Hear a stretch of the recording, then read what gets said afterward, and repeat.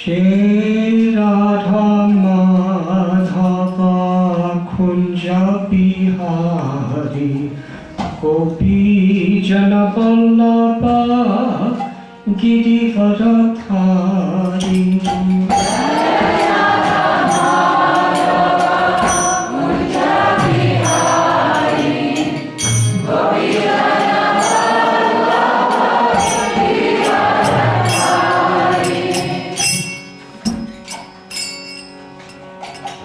Shri Radha Madhava Kunja Bihari Gopi Jana Vallabha Girivardhari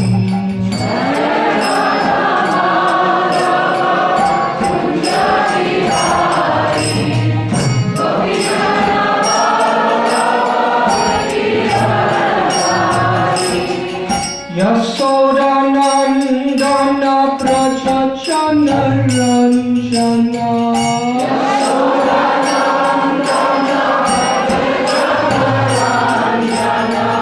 Yamuna Tira Panachari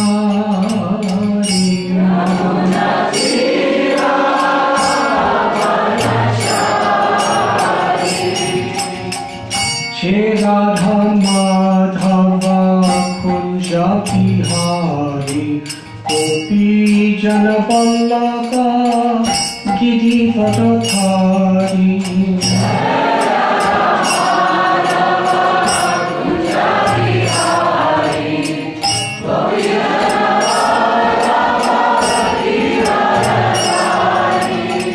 Shri Radha Madhava Kunja Bihari Gopi Jana Vallabha Girivardhari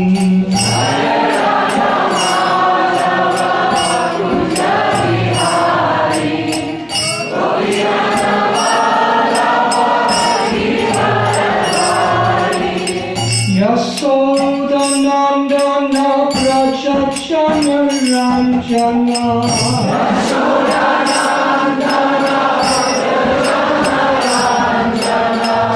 Yamuna Tira Panachari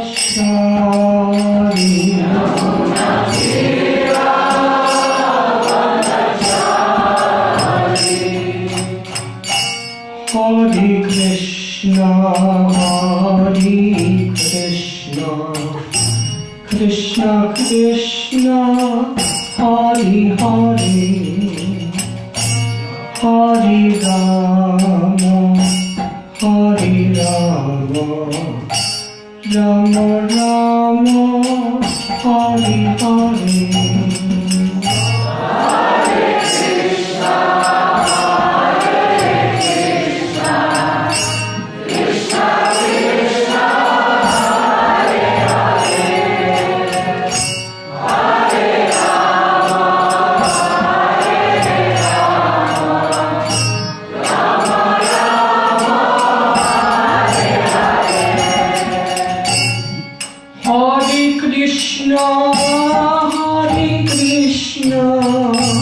Krishna Krishna Hare Hare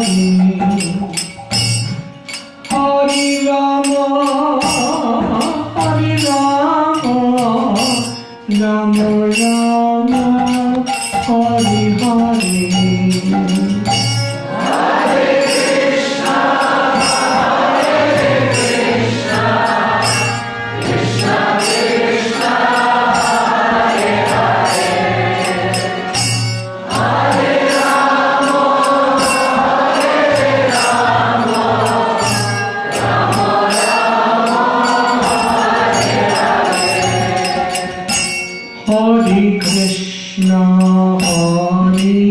Krishna, Krishna Krishna, Hare Hare,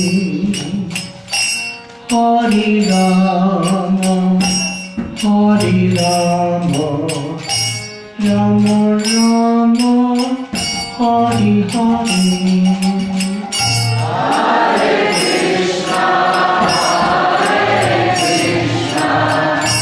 Krishna Krishna, Hare Hare.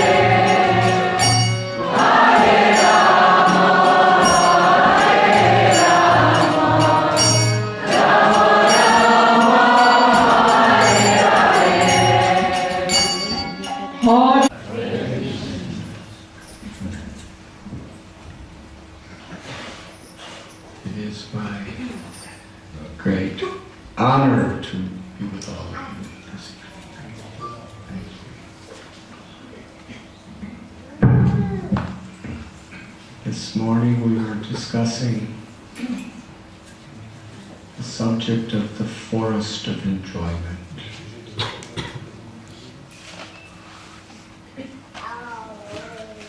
When we're in the midst of a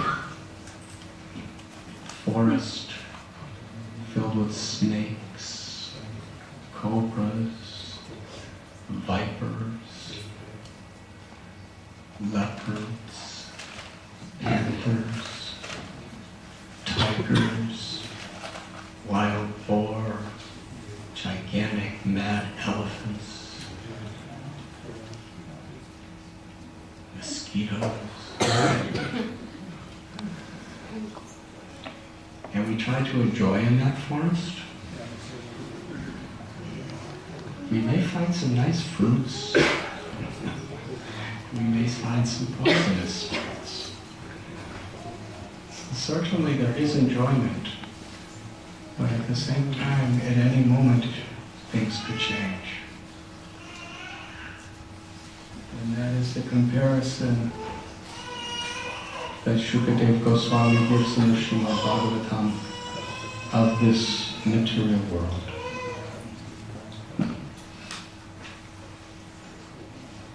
But as was explained this morning, the real enjoyment that we're looking for could be found in this world if we have the proper attitude. If we see the facilities of creation as opportunities to serve, then this world is a place of liberation. But if we see this world as a place to control, to exploit, to enjoy without connection to God or to Krishna, then it is this forest of enjoyment. There will be enjoyment sometimes, but we don't know what will come next. And we were explaining how great souls see the potential in all of us to become spiritually perfect. And their ability to see that within us is actually our greatest qualification. Srila Prabhupada was asked, what was our qualification? To learn about Krishna and to learn about Sri Radharani, the very supreme abode of all devotion and love. To learn about Goloka Vrindavan, the highest realm of sweet love in the spiritual world. To learn about Lord Chaitanya, who is Krishna in the bhav, the love of Radha. To taste it and to distribute it. What was our qualification to receive it? Srila Prabhupada, with utmost humility and honesty, he answered. He said, you had no qualifications. And he's speaking to all of us. He said, I made your qualifications. How did he make our qualifications? Because he saw the potential within us. He didn't see us as being male or female or old or young or black or white or red or yellow or brown, or he didn't see us as being Christians or Hindus or atheists or agnostics or Christians or Jews. He didn't see us in any of these relative ways. He dealt with our relative conditionings. He was very practical. We have to deal with the situation at hand and be relevant to a person's particular situation. Just like he spoke English to us. He didn't speak Bengali. Because We only knew English. He quoted Sanskrit, but then he would tell us what it means. So we have to be very sensitive to be relevant to a person. But for what purpose? The Gita tells, Vidyavanaya Sampane Brahmani Kabihastini Suni Chaiva Swapaki Cha Pandita Samadharshana. The real wisdom is to see everyone with equal vision.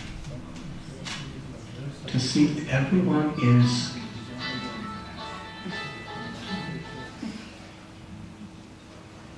very dramatic effects here. Everyone is part and parcel of Krishna. Everyone is a child of Krishna. Everyone inherently is a lover of Krishna. What we have forgotten. One time Srila Prabhupada was asked by some very challenging reporters, media reporters. He said, why have you come to our country? We have our own religion, we have our own culture. Why have you come? And Srila Prabhupada answered, he said, I have simply come to teach you what you have forgotten.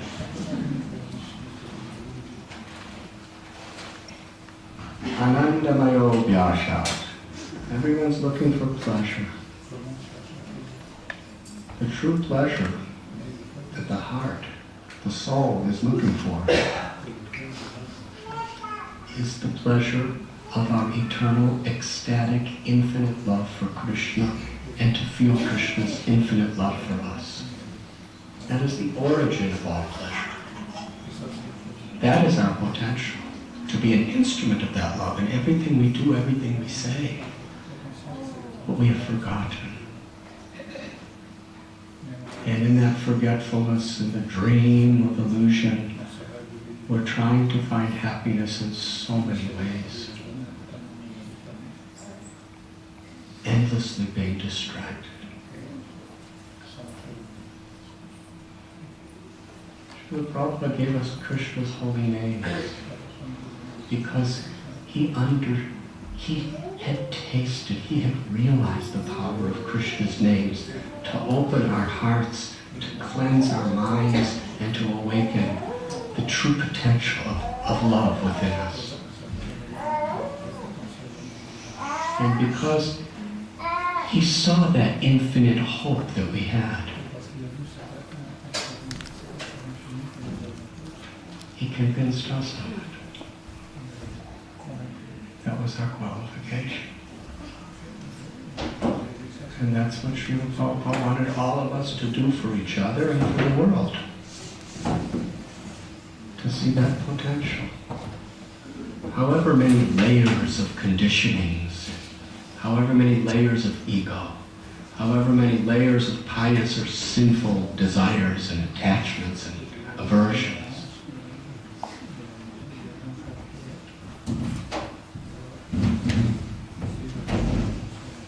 within all of us is that potential.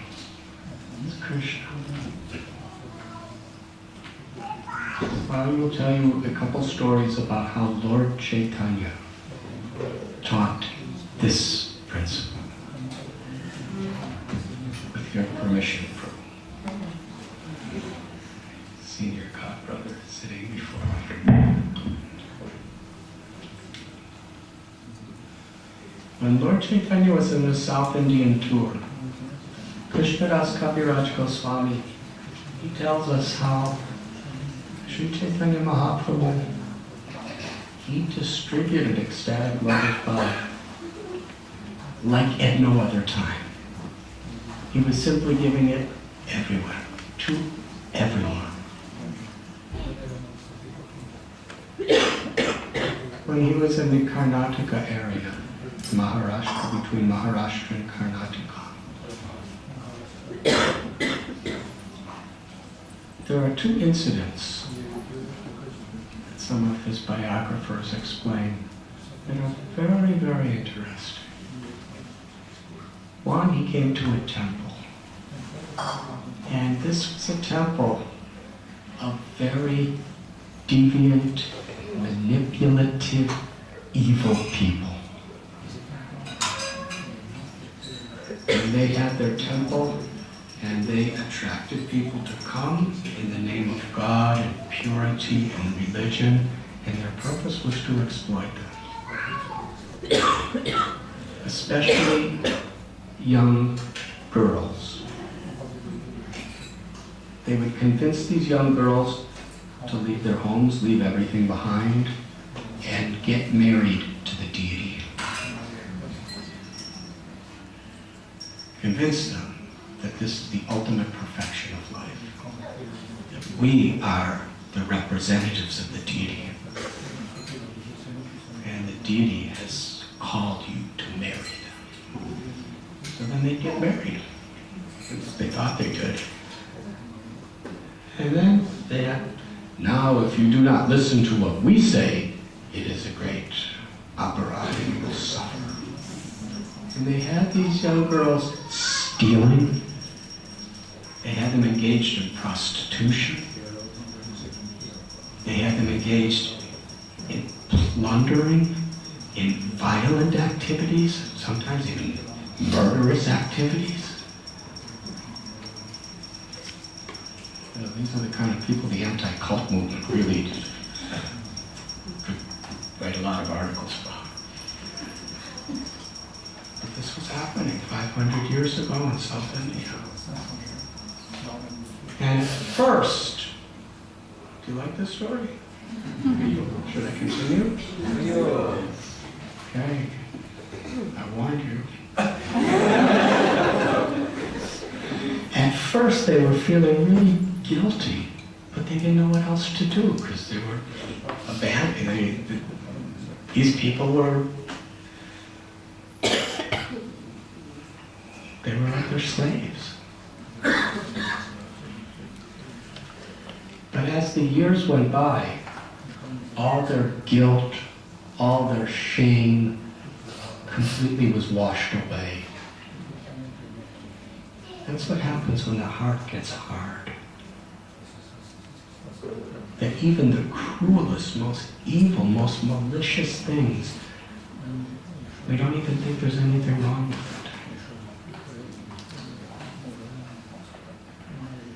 Because that feeling of guilt is actually our own conscience, the conscience of our soul, the conscience of Paramatma. But when we repeatedly ignore it, we don't even hear it anymore. We don't even have a conscience. We can do anything and justify it without a second thought. That was their condition.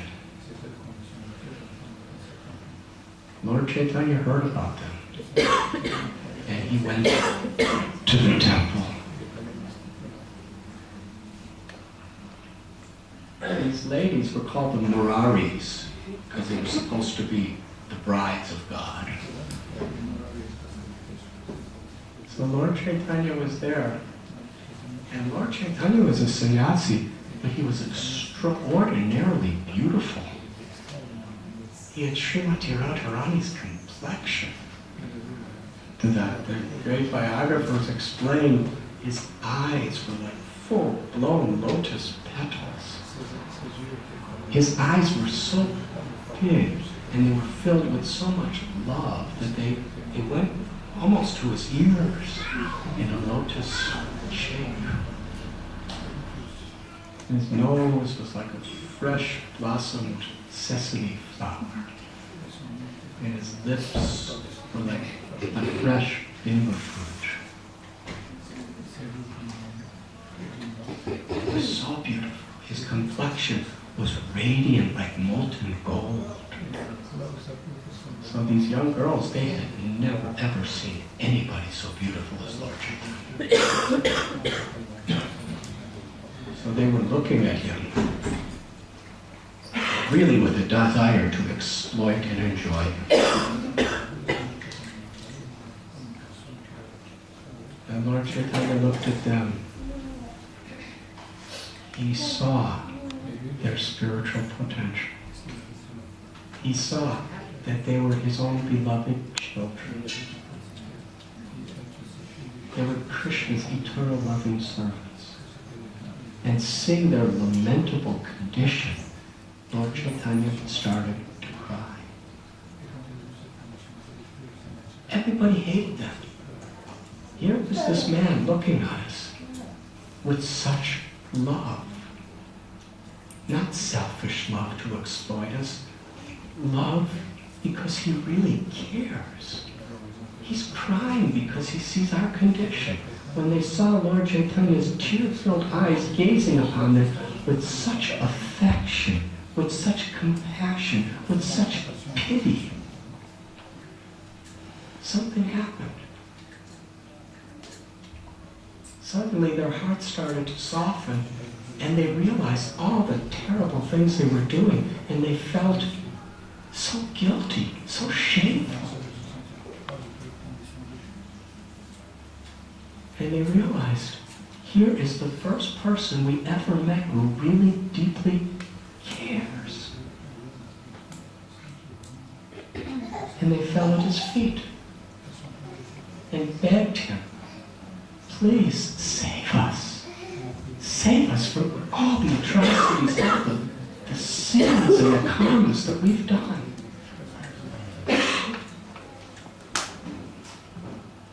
And Lord Chaitanya said, I want to teach you how to be a real consort of Krishna. We're all ultimately Prakriti. We're all Krishnas. We're all meant to love Krishna and be loved by Krishna. He gave them the holy names. He taught them how to live with character, with integrity.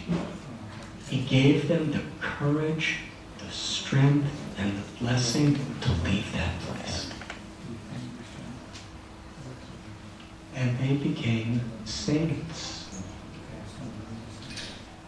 They started going around and giving pure devotional service to everyone they met. How did that happen?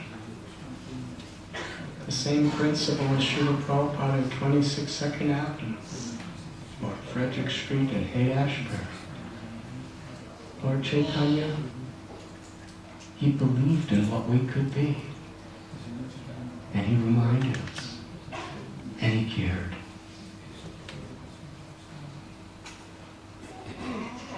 So Lord Chaitanya continued traveling a little further. And he heard about a gang of dacoits, thieves, robbers, and murderers, who cared nothing about life. They just cared about what they could get. It's really unbelievable. There are so many people like that in the world today. No conscience. It's just about me. When we feed the ego and infatuate it in this way, I and mine, nothing else really matters except how I can prosper and enjoy and control.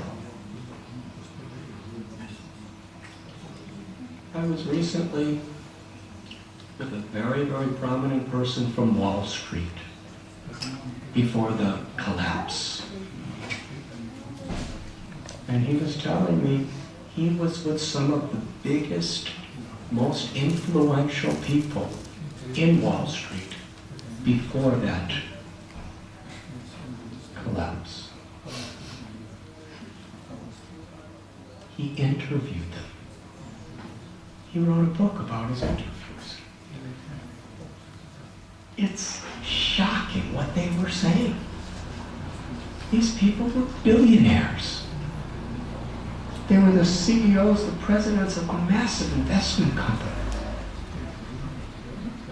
And they were saying, we don't care how many people suffer.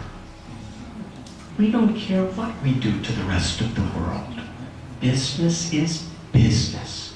We're here for ourselves.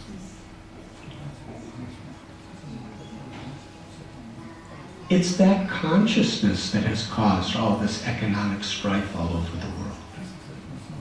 greed, senseless, heartless egoism. I'm the controller, I'm the proprietor, I'm the enjoyer. It doesn't matter. Life is meant to fulfill those purposes. And if there's some casualties all over the world to fulfill my purpose, that's business. Anyways, these men, they weren't wearing Wall Street clothes. They were dacoits. And the leader, the chief, his name was Nauroji. He was a very evil man, extremely powerful. He had a whole army of murderers and thieves with him. And they obeyed his every order. They would invade entire towns and plunder it, and wouldn't tolerate anyone standing in their way. And he had his headquarters in the forest. So Lord Chaitanya asked where he was. And people said, no, no, you don't want to go there. He said, no, no, I'm going. He said, no, don't go, you're a Swami. He said, they will steal, they will take anything from anyone. Lord Chaitanya said, but I'm a Swami, what do I have to steal? He said, you don't know these people. They are so addicted to the smell of bloodshed, even if you don't have anything, they will kill you. That's the way some people are. My beloved god sister Yamuna Devi, who passed away last year.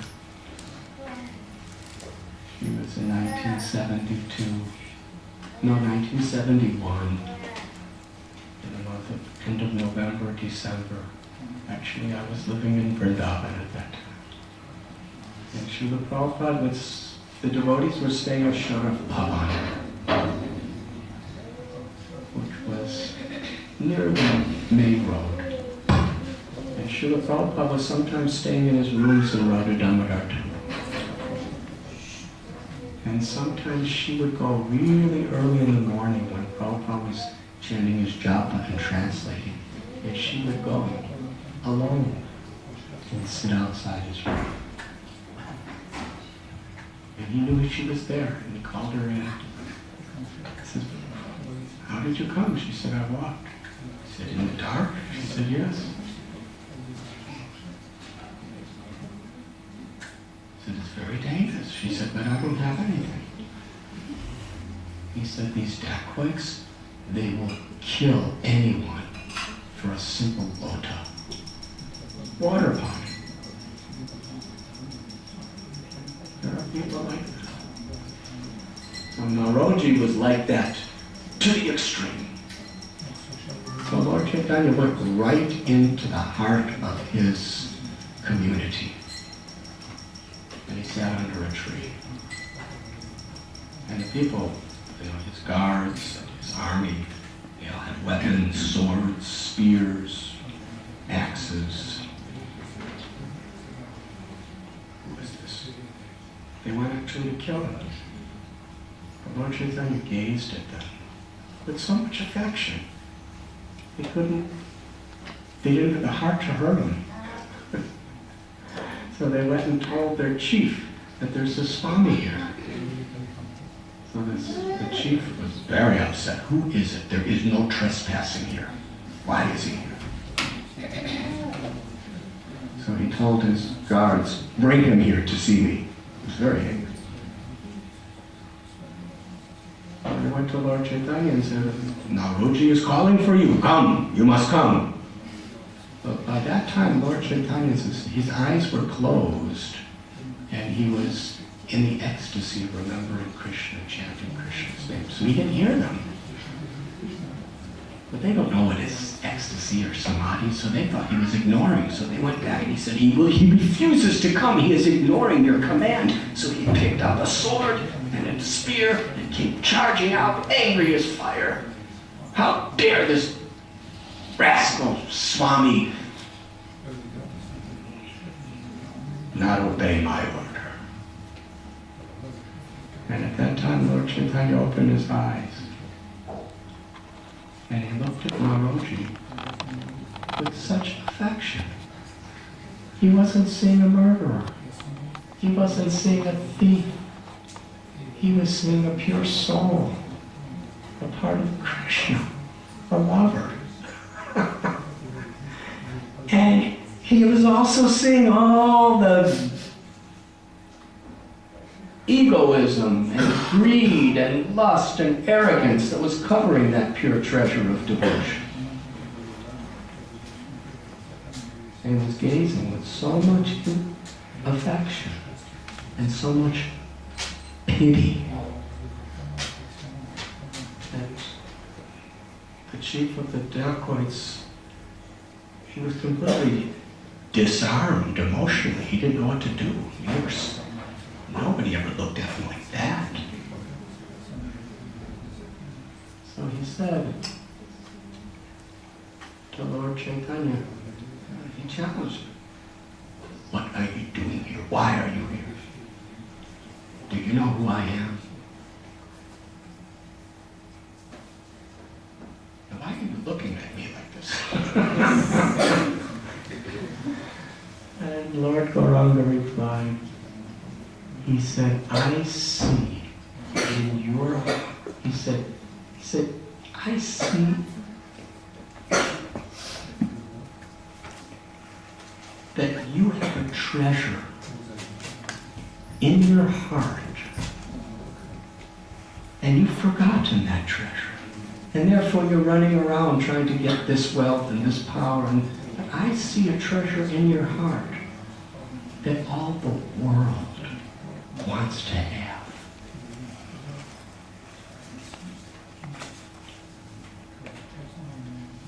And Naroji, what are you talking about? What are you saying? Lord Chaitanya said, "I see in you a great devotee of Krishna."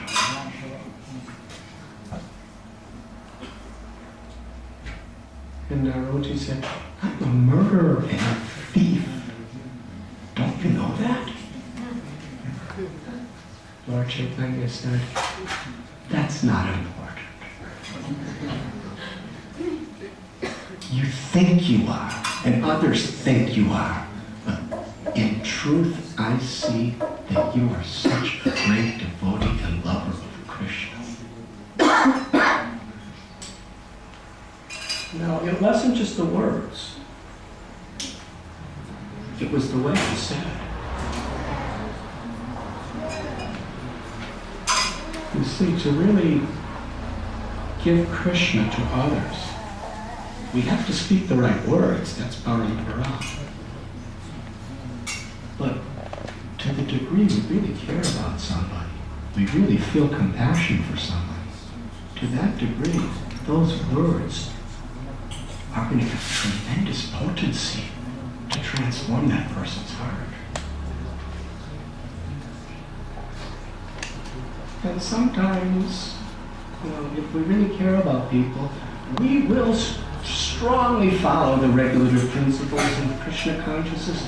We will sincerely take shelter enthusiastically of chanting the holy names. We will really try to absorb the Srimad Bhagavatam. We'll really try to be good devotees, just so that we can actually have the power to make other people really happy with Krishna. What to speak of ourselves?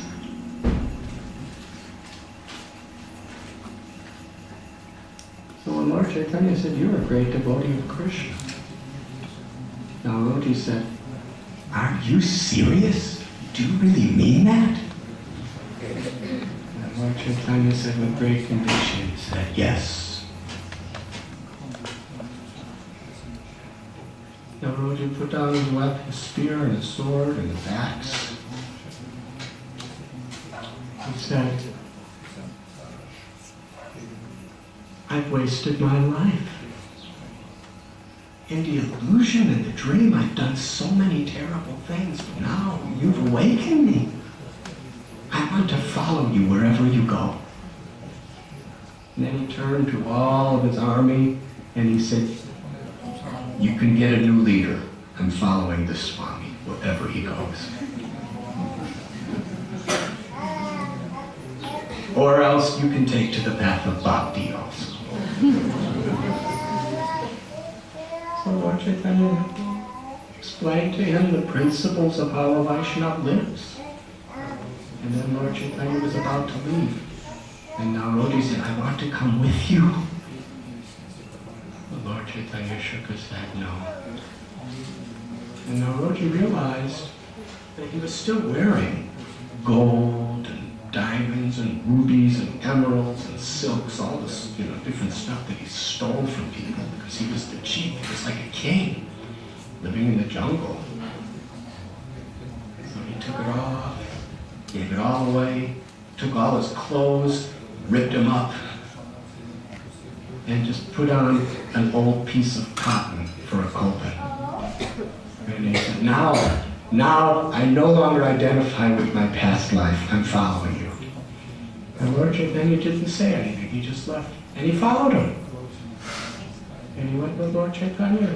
And saw Lord Chaitanya chanting and dancing and meeting so many people and transforming so many incredible experiences and miracles. Love. Went to holy places with Lord Chaitanya. And sometime later, he was an old man. I believe he was in his 60s when he met Lord Chaitanya.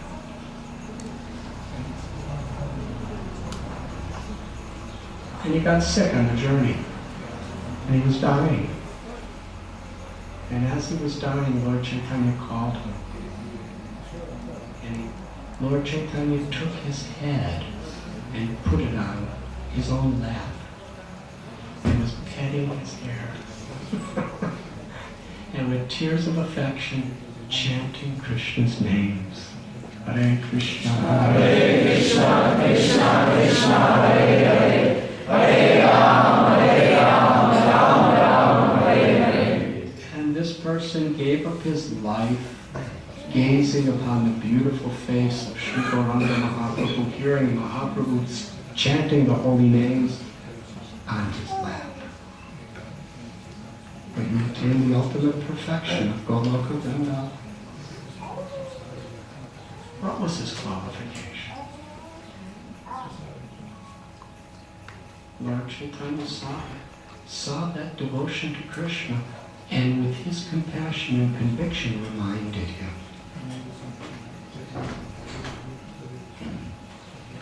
When the Lord was going through Jarikhanda forest, he was with Balabhadra Bhattacharya, one assistant.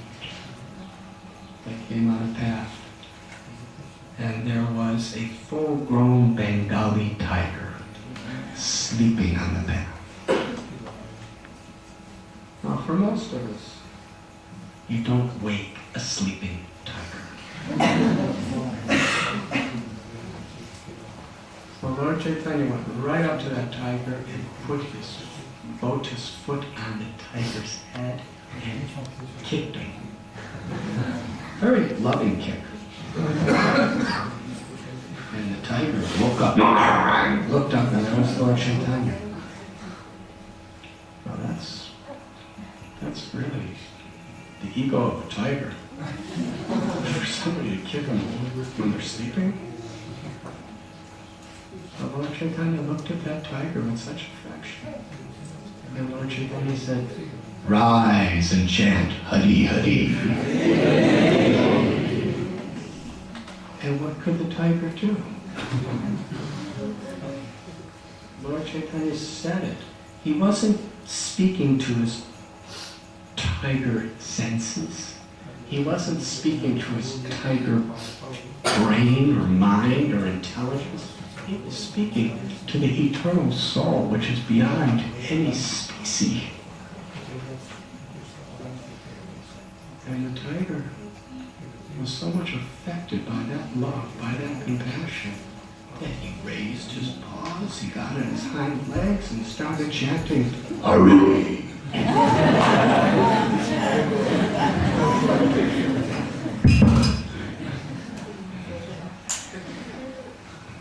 This was not made for tigers, this microphone.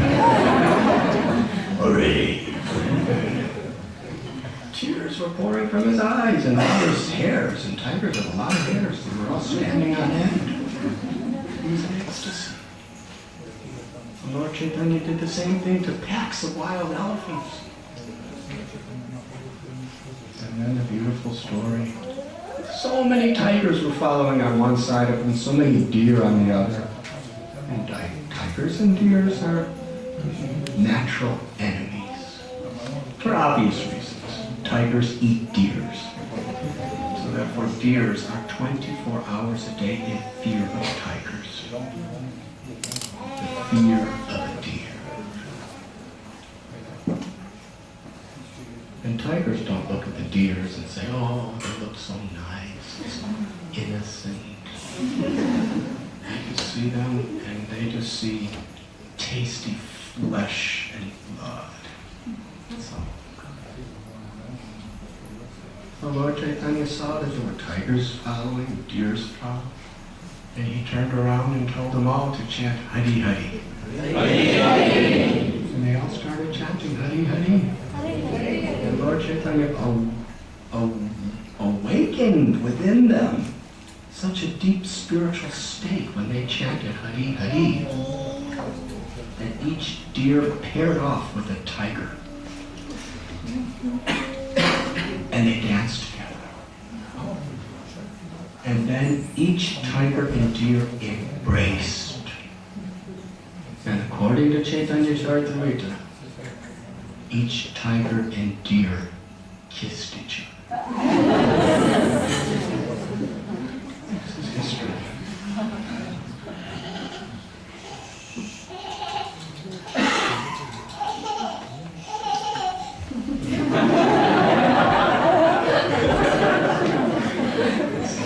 Something has awakened in that little child. Hey,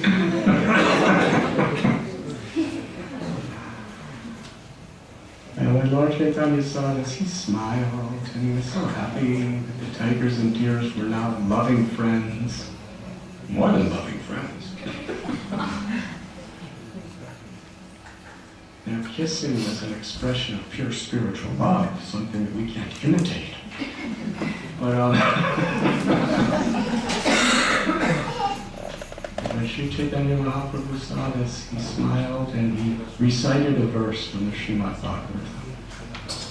How in the land of Vrindavan, because Krishna is residing with Sri Radha, Sri Balaram, because everyone wants to please Krishna, because everyone is attracted to Krishna, everyone loves each other. There may be competition for the purpose of creating an intimate dynamics within the service of Krishna. But even the competition is steeped in deep respect, affection, and love. Everyone is a well-wisher of everyone. And the Bhagavatam tells even the ordinarily inimical animals of the forest are lovers when they're conscious of Krishna. So this is actually what it means to be Krishna conscious. Sometimes we have a very shallow conception that yes, I'm a Vaishnava. Yes, I am Krishna conscious. What it means to be Krishna conscious, what it means to be a Vaishnava, very exalted. Vrindavan Das Thakur explains that the highest position anyone could ever attain is the title Das, which means servant. Vrindavan Das Thakur says, higher than conquering the world, higher than elevation to the upper planets, higher than all the 8 mystic cities where we can perform miracles and live practically forever. Higher than liberation from all suffering, bondage, and dualities is Das, to serve with love. So Srila Prabhupada and Srila Prabhupada's assistants, they give, at the time of initiation, they give the word Das. Even our parents, when children are born, we give the name Das. So does that mean that when we take initiation, or when we get this title, Das, servant of Krishna Das, Radha Dasi, Devi Dasi is the same? Does that mean we have attained the highest position, beyond liberation? Sometimes it doesn't feel that way. We still have the same struggles as everybody else. Yet I'm a Das, I'm a Dasi. What does that mean? That means when Srila Prabhupada will give us initiation, when we get that title, he's opening the doors to give us the chance to actually attain that platform. But it takes sincere dedication, sincere surrender to the spirit of bhakti in every aspect of our life to actually realize it. What it means to be a lover of Krishna. To love means to serve with no selfish motivation.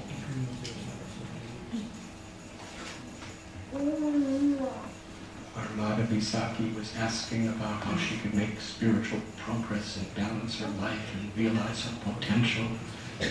She said all this after she told us all that she's having a baby.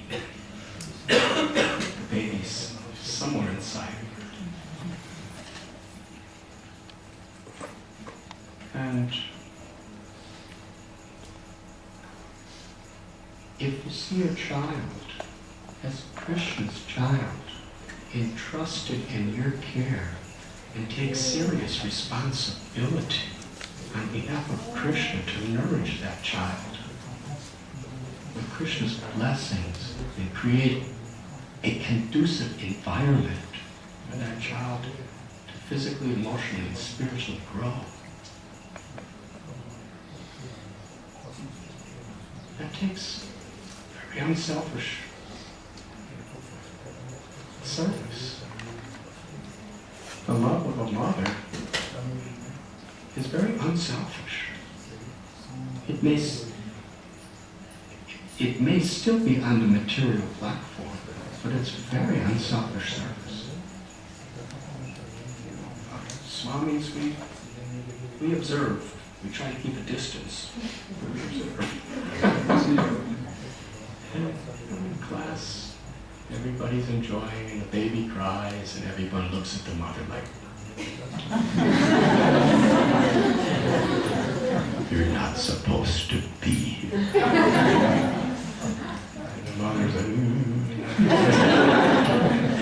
she gets up and runs out. Sometimes all night long, sometimes mothers tell me, it's so hard to chant because sometimes my baby keeps me up all night long. Not to speak of, when they're babies, they don't know how to use toilets or anything like that. They don't even know how to go out in the field and dig a hole in the ground. Animals do. They just do it. And, they're doing it for the mother. She's the sanitation department. Don't get paid. And very, very seldom does the father ever appreciate it. The male ego, the female ego, it's like that. I can't tell you how many ladies, my husband just doesn't appreciate anything I do. I'm taking care of his children, I'm cooking, I talk to the husband, don't you care? Yes, of course I care. Well, You really, I care so much, I appreciate so much. Do you ever tell her? Why should I tell her?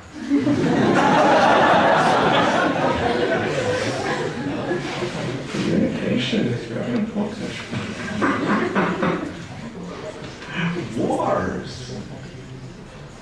Wars start because of communication gaps. To speak of wars in the house,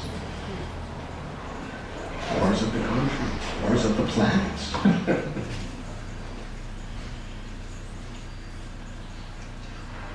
So if we're being a mother on behalf of Radharani and Krishna, with their child, as a caretaker, we do it right.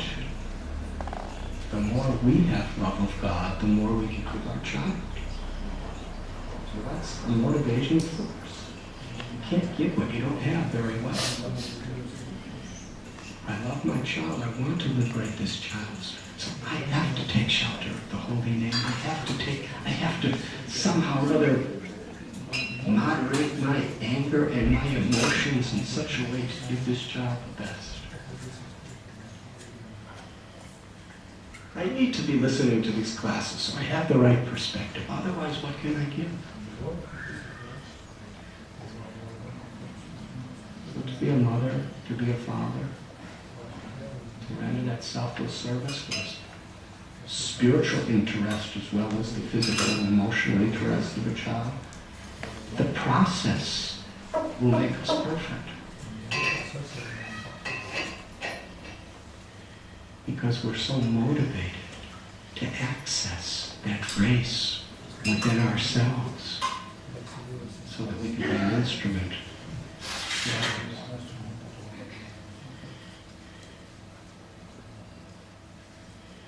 So these beautiful examples of Lord Sri Chaitanya Mahaprabhu, who was actually playing the role of a devotee to teach us how to be devotees. These beautiful examples we cited this morning and this evening about Srila Prabhupada and other great acharyas. Acharya means to teach by example. We can't imitate, but they have these qualities. And if we just think, well, Prabhupada, that's Prabhupada. We're just fallen souls. But Prabhupada's behaving like that to teach us how to behave.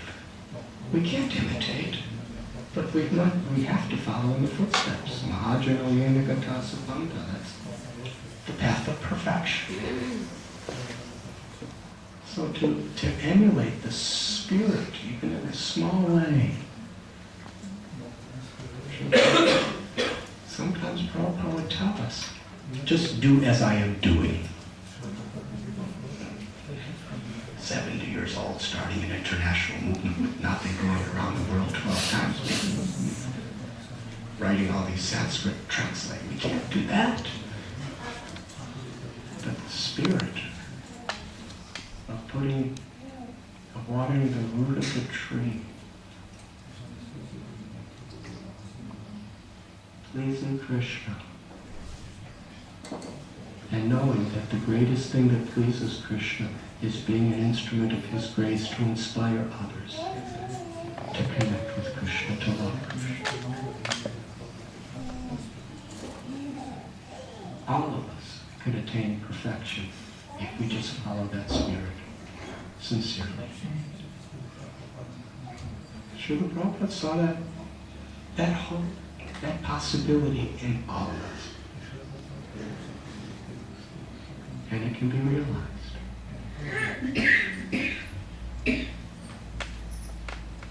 Maybe in a very small way, but it can be realized. That's the spirit we come together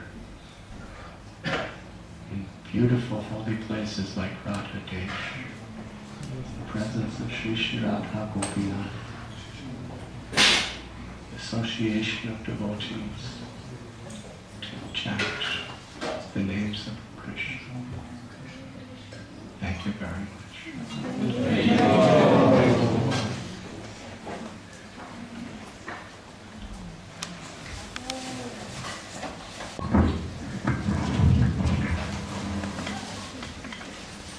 Maharaj, I have nothing to add. But perhaps I could ask you a question.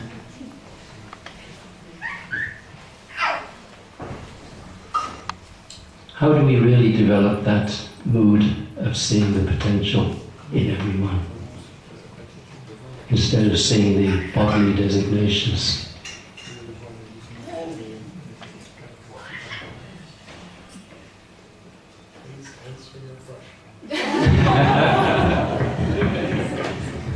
No, I'm asking you, Maurice. Well, let me ask another question then. How do we actually keep our discernment? Because we do need to make choices in the world. And yet how do we avoid being judgmental? Because in the material world we think this is a saint and this is a dacoit. And sometimes we need to make those judgments, especially if we meet tigers. So how do we actually operate in the world, keep our discernment, and yet not be judgmental? Especially when we see sometimes there are so many problems, not just outside of ISKCON, but sometimes in ISKCON, and there may be a tendency for us to become judgmental on one hand, or on the other hand, we just don't see the problems and see everything is fine. So personally I find this difficult to maintain proper discernment, but not to become judgmental. I wonder if you could answer that for me.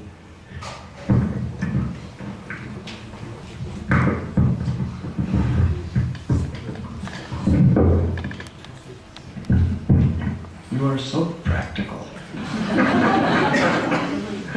Unless we apply teachings in a practical way, then realization can never take place. Jnana vijnana triptatma. Gita explains there's theoretical knowledge and there's realized knowledge. And actually the only purpose of theoretical knowledge is self-realization. We have a map that shows us the way to Amsterdam. And we sit here looking at the map, studying the map, memorizing every road, every crossing, the terrain. And we tell everybody all about it. We just sit here. And what is the use? The whole purpose is to get us there. The whole purpose of all this wisdom and knowledge, philosophy and logic is to actually apply to our life. When we apply it to our life in a practical way, we grow in realization and wisdom.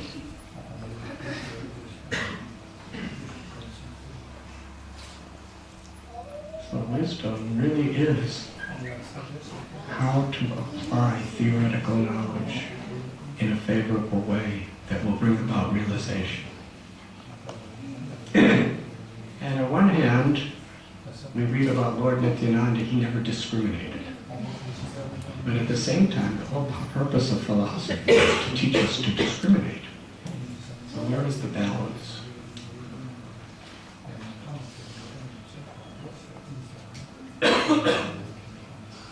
Mahatsevam dvaram apurva muktaistam dvaram yoshita sambhisambha. Srimad Bhagavatam tells us that when we associate with Mahats, saintly people, that association opens the doors to the perfection of liberation.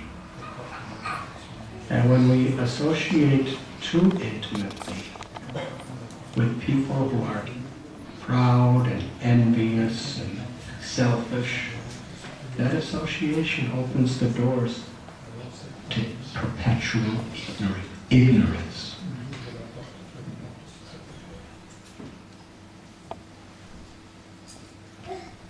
So it's very important.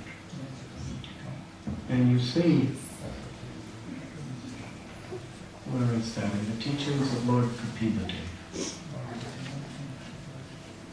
He describes devotional service in the mode of ignorance, devotional service in the mode of passion, devotional service in the mode of goodness, and transcendental. the purport, Srila Prabhupada, he cites Vishwanath Chakravarti Thakur after explaining the qualities of each. The person who does devotional service, that means they're chanting Krishna's name. They may be doing puja for the deities of Krishna, but they're envious, they're arrogant, they're cruel. That's devotional service in moving. Devotional service in the mode of passion is what we really want out of it is prestige, position, power, profits. And Prabhupada tells us himself, and quotes from the great acharyas, that we should be very careful not to mix too intimately with devotees in the modes of passion and ignorance. That the devotional service in the mode of goodness means we're doing it without attachment to anything. And transcendental devotional service means we're genuinely doing it because we want to please Krishna, without our own ulterior motives. So as far as possible, when we understand the teachings, we are given a vision by which we can analyze. And Rupa Goswami tells the symptoms of surrender. The first two are to accept what's favorable for devotional service and to reject what's unfavorable. So we have to be very intelligent this way. And we have to be very sincere. Sadhu sangha, sadhu sangha, sadhu sangha. And Prabhupada explains, for devotees in the mode of passion and ignorance, we should offer all respects and obeisances to them, but we should keep a little distance. And we should really, really seek the association of those who inspire us in pure devotion. So it's not our position to disrespect anyone. It's not our position to judge anyone, but it is our position to evaluate what's actually favorable for ourselves. If somebody's criticizing others, somebody's finding enjoyment, finding politics, in various sinful activities, we can be a friend, we can offer respects. They're devotees. There's a lot of marks on the moon, but still the moon is there. They're devotees, so we can respect. But we're not going to gain much from that. We're going to gain and we're going to be empowered and we're going to, if we associate too much with that energy, it's going to bring us into that energy. So if we really want to help those people, even, and anyone else, we have to help ourselves first. Like Srila Prabhupada said, if you want to save people who are drowning, you have to learn how to swim. Good sentiments are actually, good sentiments are realized when we're practical.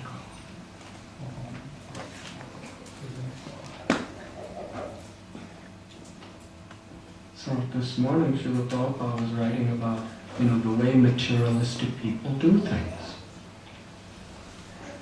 So obviously he's warning us against doing those things with materialistic people. But at the same time, he doesn't say we should hate them. We should understand that they're part and parcel of Krishna. Prabhupada said when you become spiritually advanced, you will love the soul in the tiger. You'll love the tiger, but you won't embrace the tiger. Because that will be the end.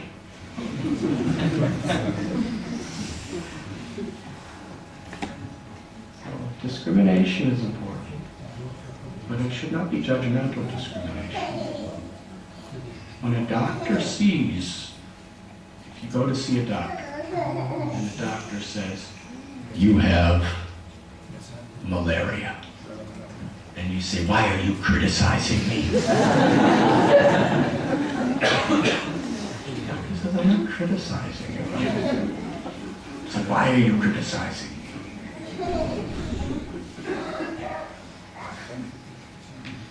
Just want to give you the medicine so you get better. So Srila Prabhupada would sometimes say people were rascals and everything, but he didn't say it out of hate, out of judgment. He was saying it to warn us not to fall in certain traps, and out of compassion. You know, when a mother sees a child running in front of cars in the street playing with a ball, she will say, "You rascal! Why are you criticizing me?" Because I love you.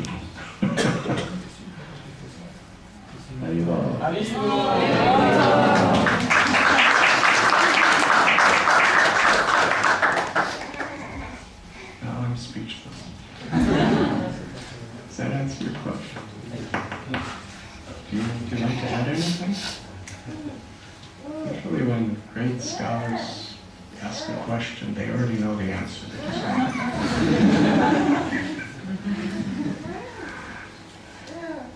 it's a sign of their humility.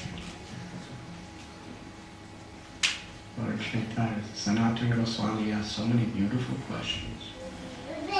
Lord Chaitanya said, you know better than me, but you're asking just for the welfare of everyone. Is there any other questions?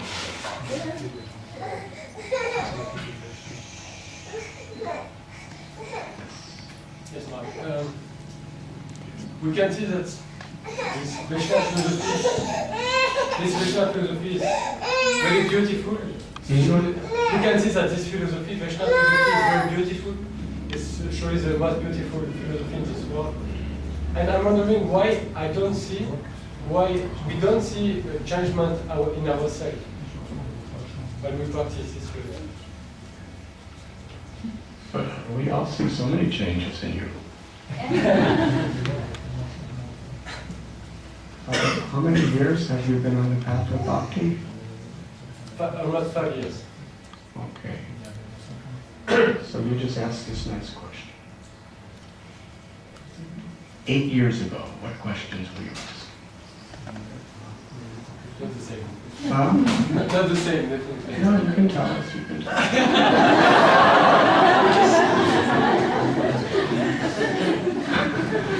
You shouldn't tell us. Just the fact, before we come to the path of bhakti, most of us, our aspiration and our goal in life is very much to serve the ego, to serve the senses, to serve the ever-changing desires of the mind, yes, and to enjoy in so many different ways. And now, okay, we may not be Paramahamsas, transcendental, but how we have changed. Now our aspiration is to become pure.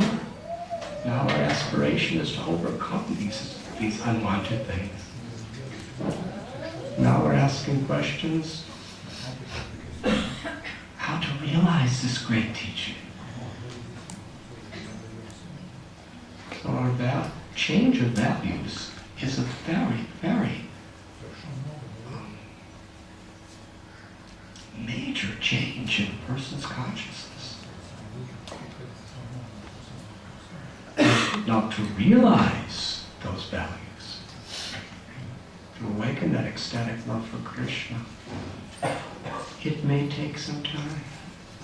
After all, we've been cultivating the ego for perhaps millions of births. And we've been cultivating the seed of devotion within this field of egoistic weeds that are growing to the sky for 5 years. Yes? Be a little patient. Rupa Swami explains 2 symptoms of surrender, shakunti, our enthusiasm to do the right thing, in bhakti, in patience. Because it takes time. It's like the doctor. He diagnoses you with malaria, and he gives you a pill. And 5 minutes later you say, why do I still have a fever? You have to take the pill for the next 10 days. And then 2 days later, what's happening? Why? I still have a fever.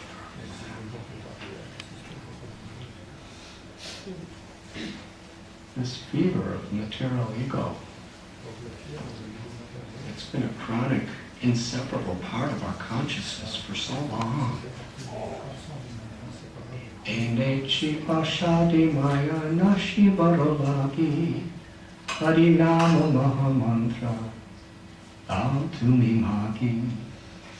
Bhaktivinoda Thakur quotes Lord Chaitanya.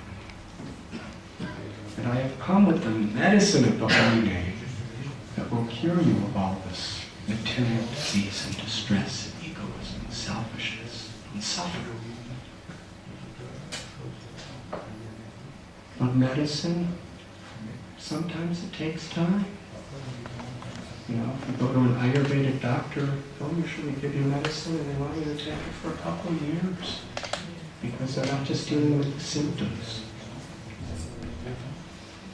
Symptomatic relief just kind of makes you, it kind of distracts your body away from the cause. It doesn't cure the disease usually, it just distracts you from the suffering of the symptom. That stuff can be somewhat instant. But to actually go to the root to cure it, that may take time. Yes? We require faith that it's the right physician, it's the right medical path, it's the right medicine, and then we take it with earnestness, with regulation, with dedication, with faith. And then we'll be cured. Manmana parvapatvato matyacinna namaskru mami vaishashi shakyante pratijani priyoshime. Krishna says, always think of me. Become my devotee. Worship me and offer your homage to me. In this way you will come to me without fail. This is my promise. Krishna is the absolute truth. When the absolute truth makes a promise, it's very serious. He says without fail. Well, if we just earnestly, Prabhupada said if we're sincere, serious, and we try to follow these simple instructions without ulterior motives, by Krishna's grace, Ananyas chintayam tomam yejana paripasha. Krishna will preserve whatever we have and he will compensate what we lack. So just carry on with patience. It's not something new. It's something that saints have been following, acharyas have been following, exhibiting, exemplifying, writing about. This is the beginning of time. Does that answer your question? We'll be enthusiastic, follow nicely, sincerely, and be patient. 10 years, 20 years, 30 years, 40 years, 50 years is not much.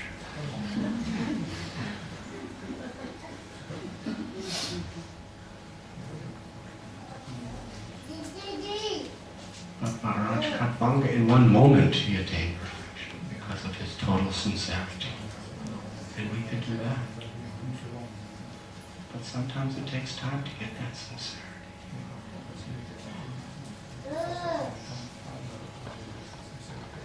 Carry on. Everything will be all right. Krishna is there.